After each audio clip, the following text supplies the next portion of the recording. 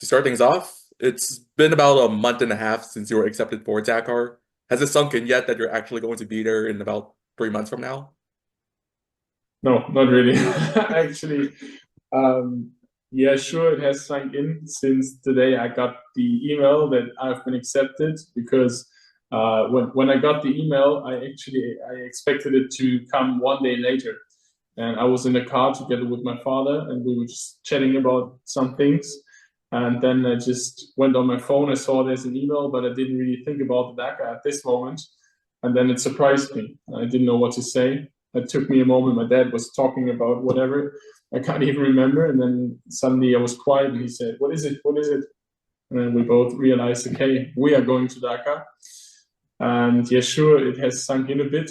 But actually, sometimes I'm still surprised when I'm just busy doing my all day work.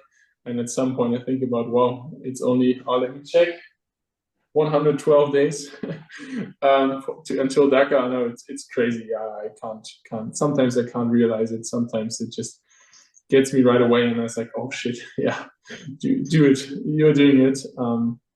But yeah, it's part of my day since then, since the exception. Obviously, when I'm training or when I wake up in the morning and it's hard, it's like 6 a.m. before work to go riding. And you say, okay, you're going to Dakar, then yeah, it helps for sure. But no, I think I will. The first time I believe that it's happening is will be at the start line of Dakar in January. Now, after being rejected last year, did you do anything different this year to ensure you'd be accepted? Different. I wouldn't consider it to be different because I believed in myself and I knew that I just had to keep on working in order to prove the ASO this time that I'm worth to be accepted for that and that I can make it. Um, sure, last year I thought about this year and made some plans. Okay, how can you qualify for Dakar? How can you improve your chances? And that was the point where I decided to go to Abu Dhabi again. Um, to be fair, the ASO they changed the process a bit for the riders. They introduced the bonus system, so for you as rider, it becomes a bit more transparent. Which race really brings you how many qualifying points? And when you have a look at the FIM World Championship calendar, there's an Abu Dhabi and Morocco. Both races bring you 12 points if you finish the race, and the other races only brings you like six. So it was either Abu Dhabi or Morocco for me, for sure, to gain some more points on the World Championship calendar. And then I decided to go for Abu Dhabi again because yeah, it was a great race last year. And then I was planning to do Morocco this year maybe, but fortunately, or not fortunately, but now it's not necessary. I got accepted. So yeah, just keep on working. And the ASO also was very helpful for me. It was Ronan, who's the ASO one for the European competitors. And last year, I can remember he was really kind. He sent me a message after my rejection and said, "Hey mate, just keep it up, keep working. You will have your chance in the future." And last year, I didn't really want to hear it, but after a few months, yeah, I came back to him and we were in contact all the time. He helped me during the process and said or just gave me some advice how I can improve my chances. And yeah, that's basically it. It just kept on going and kept on working. So, how was it racing Abu Dhabi for the second time? Uh, I only can say it's still a great race. It was every race is like unique, but Abu Dhabi is still very great in my mind, and I really enjoyed it this year. But still, it was different than last year because I was on a new bike. I decided to go on a 450 Rally replica. I bought it there now in Dubai, so I had to prepare it before the race, and it was really busy times.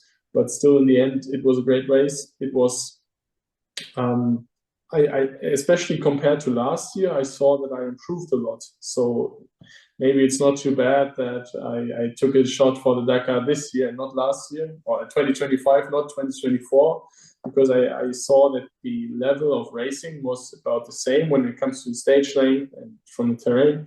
But I was able to deal a lot better with it, and I was faster, and I felt better, more consistent. So yeah, therefore, Abu Dhabi was a great experience again, and to be at the finish line this year really helped me because yeah, last year I went home and I thought, mate, you didn't do really every kilometer because of the issue I had on the third day last year. So yeah, to come back and finish it was awesome. No, there was this one moment in the race, I think it was like stage 2 or something, where you flipped your bike while going down a dune. And I remember seeing like the photos of it going viral and all that. Can you sort of recall Yeah, what happened? right. It was it was actually very funny. Well, the moment itself wasn't funny. I obviously made a mistake because I was riding together with a French rider. I don't remember his name unfortunately, but he was also Jean-Philippe Revolt. He was in front of me, and we were going side by side, and we saw the camera guys on top of the dune. And well, I am experienced, so I know if they are camera guys, it's a very you should be more careful than usual. But in that moment, he gave a little more gas down the dune than normal and sprayed me completely into my face, all the sand. And I couldn't see anything. I was like, whoa, what's happening? And then, yeah, I opened my eyes again and I was jumping over the dune. So it was a mistake from my side, obviously. I could have been more careful. And then the front wheel sunk in, the bike flipped, and yeah, they are like very, very popular pictures. It was funny for me in the evening. Well, obviously, I was a bit how do you call it through the wind. I had to find myself a rhythm again. But in the evening, when I came back to the camp, a lot of people showed me the picture and said, "Oh, what was happening?" And they didn't even really know it was me. So people were chatting in the local racing groups and said, "Oh, that's not how it's supposed to be" and stuff. People showed it to me, and then I said, "Yeah, that was crazy. I was very lucky." You were very lucky? And I said, "Yeah, that's me."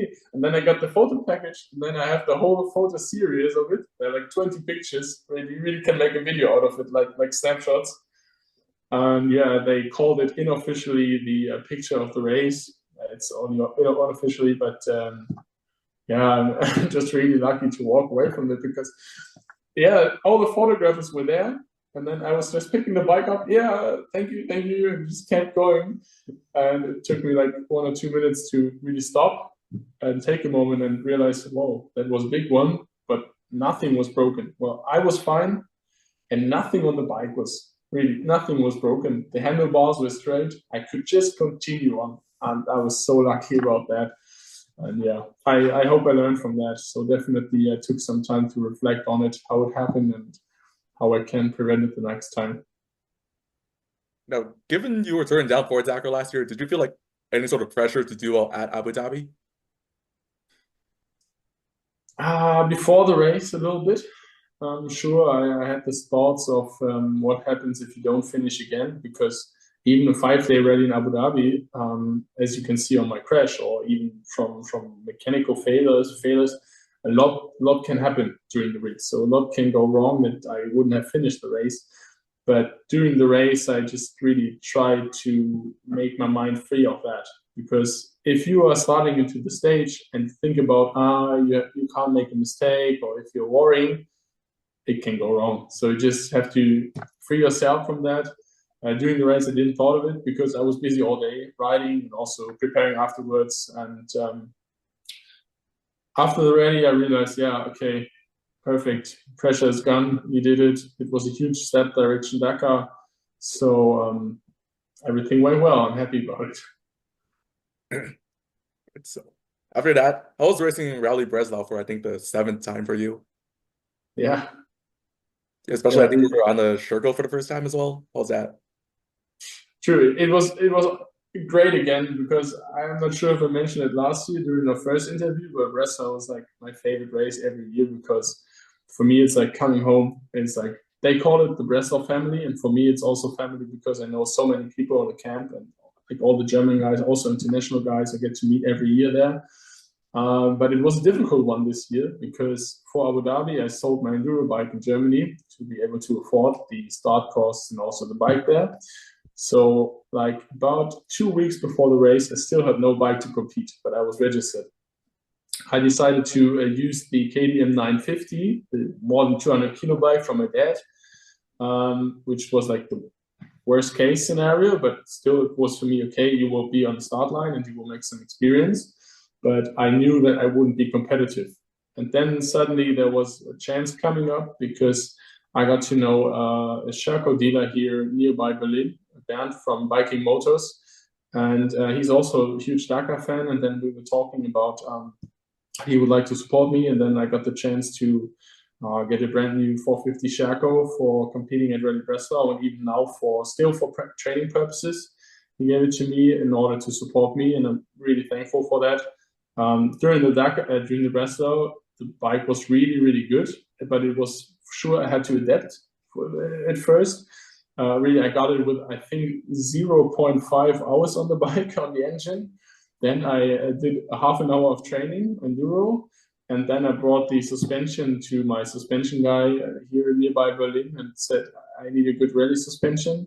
I put it back in, and at the start line was really the first time I rode the bike like this. But no, it's a great bike. I was really happy with it. I only had some issues on first day with the fuel consumption, but I would tend to say that was maybe my mistake because I was giving it a little too much gas, maybe for the stage length. Yeah, but other than that, I was really happy with the bike, and still the end result was not the top 10 I expected. Even also maybe because of the time I lost on the first day without fuel, but also some waypoints I missed, even though I tried to really navigate precisely, but still in the end, good experience. And especially after last year, where I broke my wrist at Breslau, still again, it was for me to come back and finish it this year was important also for my mind and my motivation. So Breslau was great again. I can only recommend. So do you plan on racing the Sherco at Dakar, or are you going to go back to a KTM or some other bike? We were talking with Bernd from the Checkered dealer. We were talking about any options for a Sherco rally bike, and I really would have loved it. But the only Sherco bikes doing Dakar are really from the TVS factory team, and even for him as Sherco dealer, he's not really able to get a bike.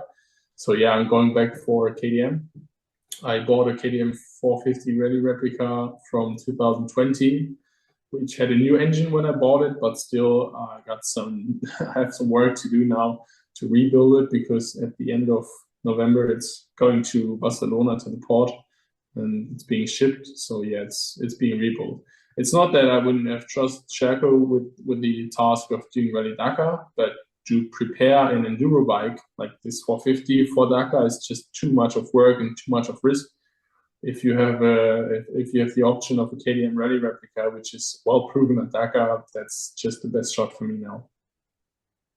All right. So, now that you've been accepted, how do you plan to pay for the trip to Dakar? Like, I remember last year you said you were gonna like sell your car and close your savings accounts. So like, would you be willing to do that? Still be willing to do that now?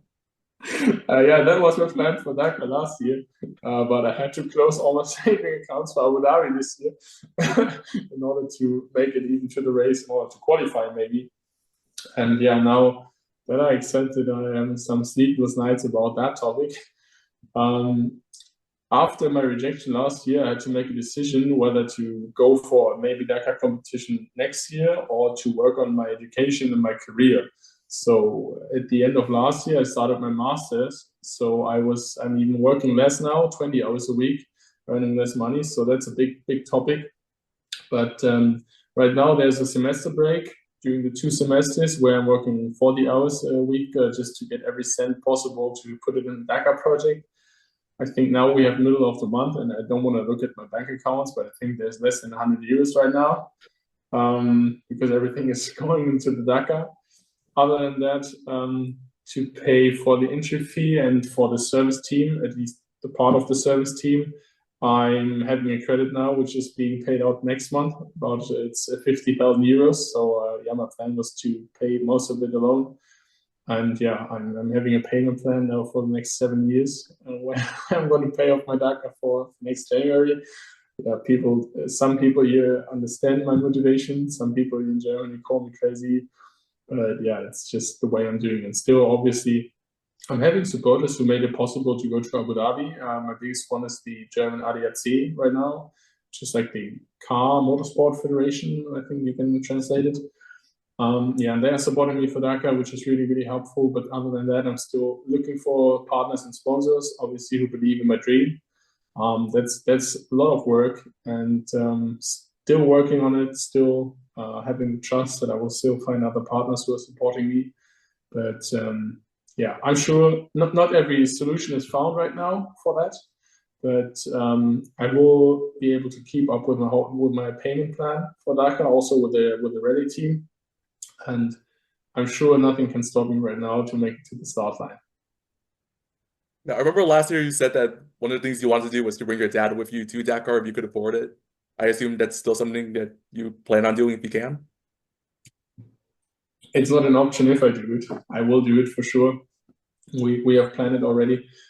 He will not be my mechanic as he was in Abu Dhabi the last 2 years. He will just be my supporter. He will, as competitor, you have the option to bring family members and sponsors for the whole race. It's still a lot of money. I think if I remember it right, it's like 4,000 euros just to bring a supporter with you, a friend or family or sponsor to spend the whole 2 weeks. And for mechanical wise, I joined the Dust team, the Polish, together with Konrad Dabrowski and Jean-Luc Lepin. So I'm sure I'm really in the well team for the mechanical support and all the team organization. But my dad, I can't imagine not bringing him. I'm really looking forward, hopefully, to share the whole 2 weeks with him, and hopefully to be at the finish podium together with him. But in the end, we made the agreement that probably he will have to pay on himself because I can't put it in my budget, or I would love to. But if I find a sponsor now who says, yeah, here's the money, do it, but I'm afraid that won't happen. So yeah, he's ready to pay it on himself, but I will bring him with me. And I can't imagine another way. Now, besides money, what else goes into preparing for Dakar between then and now? Like, what other races do you have planned? Actually, I have no other rallies or big races planned because also I'm trying to minimize the risk of injury. There's the Qatar Baja, which was a nice option for me to compete because it's a nice offer from the organization, but I decided not to do it because of the risk of injury. Other than that, I'm trying to take a lot of local enduro races right now, also to improve myself on the technical abilities, because I'm sure that Dakar will not only be sand and fast routes. As I saw from this year, there are a lot of technical areas with stones and hill climbs. And I think the terrain will be very diverse, so I'm trying to improve my abilities right now with the technical stuff, enduro kind of riding. Yeah, other than that, in preparation, it's all about physical preparation, except from riding the bike. I'm a lot on the bicycle right now to improve my endurance and running as much as I never did actually.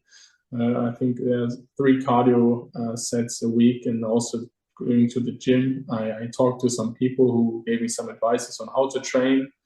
So when I recall it right, I think it was Mackie from Abu Dhabi who told me a few years ago that going to Dakar is only 20% being at the race itself and 80% being the preparation before that. And I didn't really know what what he meant, but now I know definitely it's a lot of work and it's a lot of hours every week. And even if it's still so far in future, like more than 3 months, it's busy times really. Right. So, looking ahead, what are your thoughts on next year's route and all the new features being added? I think it's going to be a very, very interesting edition. I think one of the biggest highlights will be again the 48-hour chrono stage they introduced this year. This year, I think it was 450 kilometers or 500 kilometers over 2 days, and for 2025, it's going to be more than 900 kilometers. So we will see how that works out. It's going to be a hard challenge. And when I look at the route or what I've read about it, I'm trying to gather every information as possible.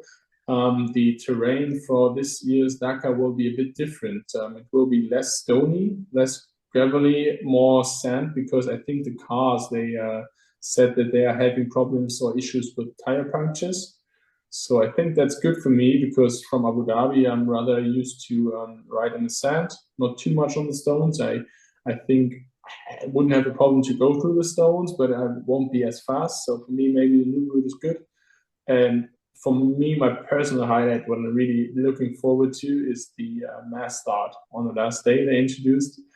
I think the last time they did it was in the 80s, and I can't believe how that feeling will be. I'm really looking forward because when I don't know how many bikes were still in on the last day, but let's say it's 100 bikes next to each other starting at this moment where 100 engines are starting, revving up and like giving a full gas direction to the final stage, so really to the finish. And still everything can happen, but that moment, I think that's going to be magical. It will give so much energy back, even though I'm going to be completely exhausted probably on the last day. If I can make it to the mass start, to the last day, I'm sure I can make it to the finish. All right, so as of right now, I think Mike Wiedemann is the youngest German rider to race Dakar because he was 24 when he did in 2022. And you don't turn 24 until next April after Dakar. So how does it feel to have a chance at that record? Yeah, I knew about that fact, sure, and it kind of motivated me to do it this year. Definitely, I would lie if I would say something else, because yeah, that's a chance I will never have again. And maybe in a couple of years, if I do Dakar, for me, it was never a question of doing it. It was rather a question of when I will do it. Maybe I wouldn't be happy about that. I missed this chance, and for me, the chance is there now. So being able to be the youngest German ever at the start line is great, and I'm sure still in the next month something can happen. But I hope I will make it. I'm sure. That's great. But still, I have to say I have the biggest respect for Mike because I know we were doing local races here in Germany together, and know him. He's a very kind guy. He's very helpful, and he made it to the finish on his first Dakar as a rookie, as a young guy. So that's my aim. Yeah, I'm the youngest at the start line, but to be the youngest at the finish line is a big challenge, and we will see what happens. I'm sure that Mike, if we both make it to the finish, will give me a handshake and yeah, will congratulate me, or I will congratulate him for finishing. I'm sure we have a good connection. Yeah, but so big respect for him to make it to the finish line on his first Dakar, and I'm sure I will have a lot of work during these 2 weeks to even achieve that. So that's not true. So outside of finishing, is there any other goal that you have for Dakar? Not really. No. Um, yeah, I thought about it, but I'm really trying to get rid of every aspect, trying to achieve a certain position. I'm sure I will be struggling for sure. You can work as much as possible before, and that's what I'm doing right now. But I'm sure it's going to be brutal. I'm sure, especially the second week after rest day, will be a fight every morning, even to get up and get on the bike. And also, it's going to be a mental challenge. So for me, it's really to make it to the finish ramp where my father will be. Hopefully, my mother will fly to Saudi Arabia to meet me there, and also one of my best friends is going to visit me the last 3 days. So to make it to these last days where my best friend is coming in, my mother's coming in, my dad's will be there. That's my main goal, and to share the moment at the finish line with them. That's just what I'm looking for. Everything else comes after because if I'm trying to push more than I'm capable of, just because I want to reach a certain position, that for me personally, it would risk too much. So we will see which position comes in the end. But for me, it's about finishing. So once you have Dakar crossed off your list, then what's next for you? What do you think? I have a lot of ideas and I would like to do so many things, but I'm afraid that next year I will have to step short because I'm paying off a credit for the next 7 years at least. And I can't do it like this every year where I'm like taking money from a credit to make it to Dakar. So we will see what happens. I'm sure I will make it possible to come back to Rally Breslau because for me it's a very convenient race. But I'm not too sure if someone will see me next year at the World Championship races. Maybe if it's possible, I would surely do it. But from my personal side, financially, it's going to be very difficult.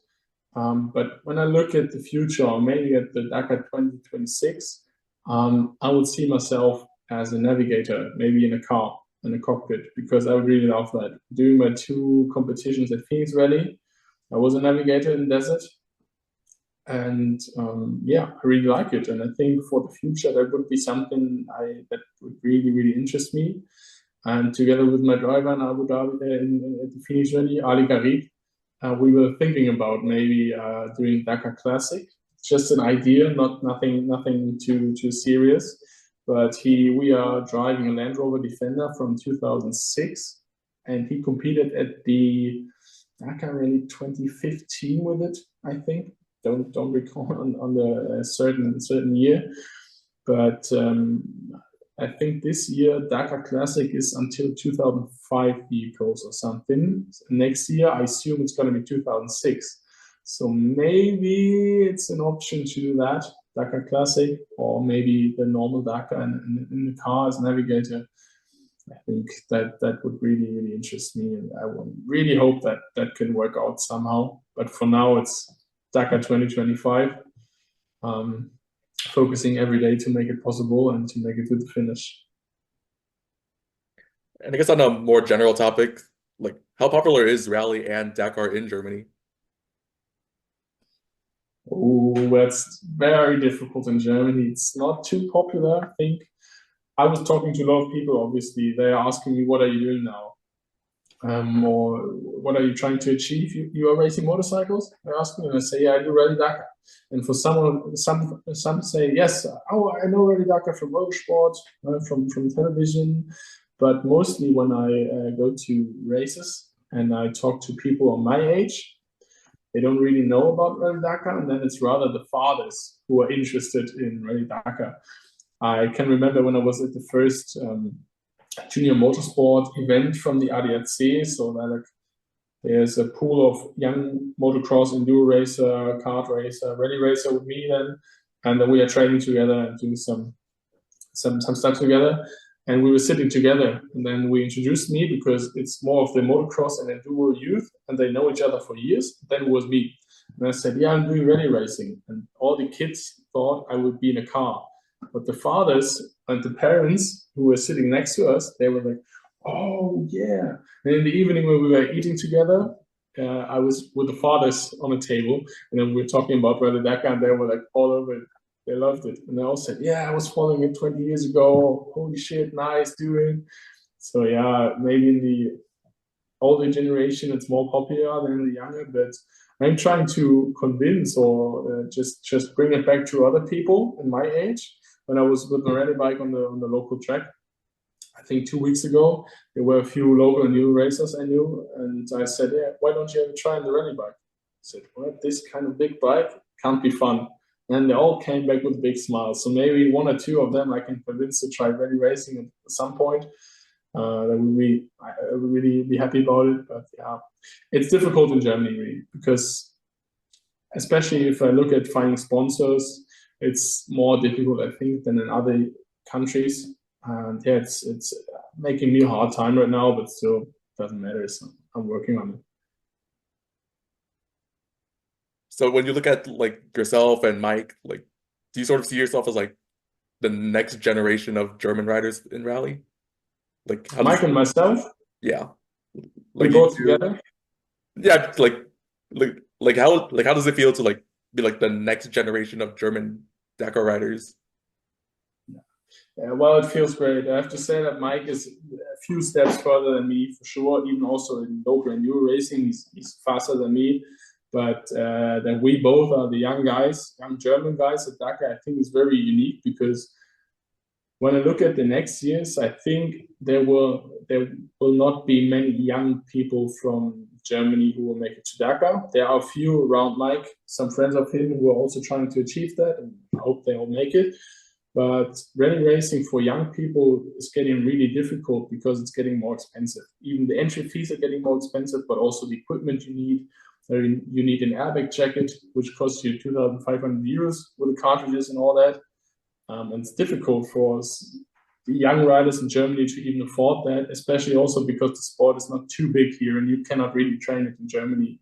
So I'm happy that Mike and I are like kind of the picture of the young generation, maybe, and I hope that we can build up on that. And that there are other young riders who we can convince because rally racing in Germany was bigger at some point, I'm sure, and we have very famous German riders and drivers who made it so successful at Dakar.